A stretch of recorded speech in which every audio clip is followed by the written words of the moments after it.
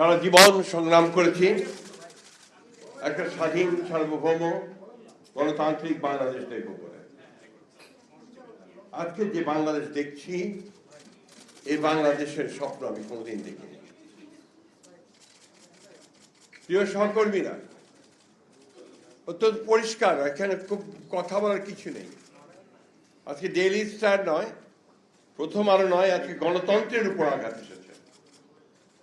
আমার স্বাধীনভাবে চিন্তা করার যে অধিকার, আমার কথা বলার যে অধিকার, তারপর আবার আঘাত এসেছে। জুলাই যুদ্ধের উপর আঘাত এসেছে। কারণ জুলাই যুদ্ধ ছিল এই দেশের মানুষের অধিকার প্রতিষ্ঠার যুদ্ধ।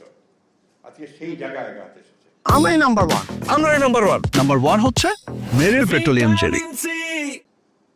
তাই আমি আমার অনুরোধ আপনাদের কাছে, কোনো রাজনৈতিক চিন্তা দল নয়, সংগঠন নয়, সকল গণতান্ত্রিক আমি মানুষের এখন এক হওয়ার সময় এসে গেছে। আমরা যারা অন্ধকার থেকে আলোতে আসতে চাই, আমরা যারা আমাদের বাংলাদেশকে সত্যিকার অর্থেই একটা স্বাধীন সার্বভৌম গণতান্ত্রিক বাংলাদেশ হিসাবে দেখতে চাই, তাদেরকে আজকে শুধু সচেতন হলে চলবে না, রুখে দাঁড়াতে হবে। এখন রুখে দাঁড়ানোর সময় এসে গেছে।